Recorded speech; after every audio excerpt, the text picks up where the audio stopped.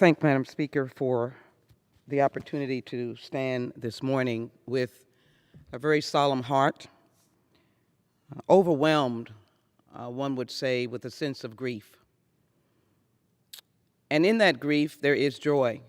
The grief, of course, is to feel the personal pain of the lack of unity around the very core of democracy, and that is the right to vote.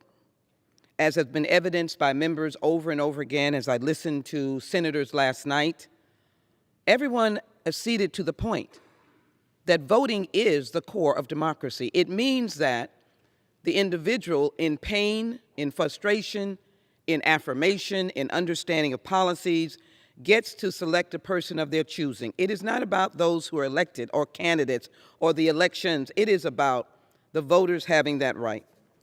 And right now, today, in the hands of the other body is the crux of democracy. I am, frankly, undone by the usage of an insignificant procedural rule that has been used over the decades and centuries to crush democracy. The filibuster is insignificant.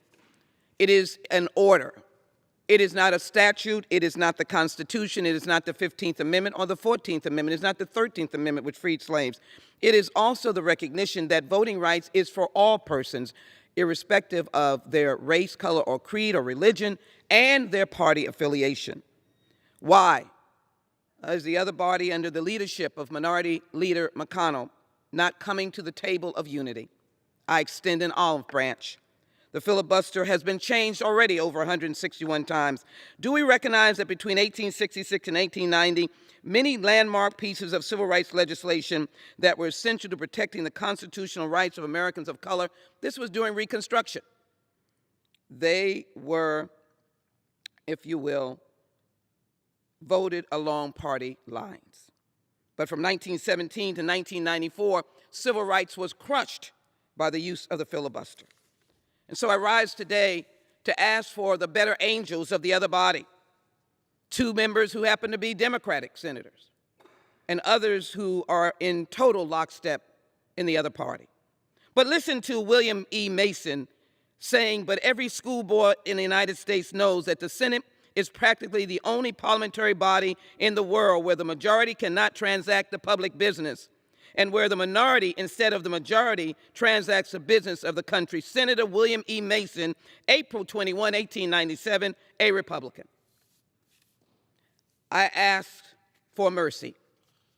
As someone who worked for the Southern Christian Leadership Conference, who had the privilege of being here for the reauthorization in the mid-2000s, who wrote the Coretta Scott bill legislation that was added that said no midterm redistricting, and as well helped rename the bill at that time to many icons of diversity. And so I want to conclude my remarks by referring to Martin King's mountaintop speech, to read as much of it as I can.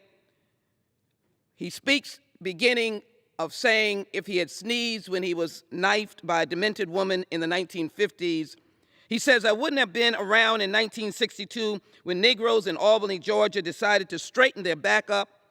And whenever men and women straighten their backs up, they are going somewhere. Because a man can't ride your back unless it is bent. If I had sneezed, I wouldn't have been here in 1963 when the black people of Birmingham, Alabama, aroused the conscience of this nation and brought into being the Civil Rights Bill. If I had sneezed, I wouldn't have had a chance later that year in August to try and tell America about the dream that I had. If I had sneezed, I wouldn't have been in Selma, Alabama, or Memphis. And then they were telling me now it doesn't matter now. It really doesn't matter what happens.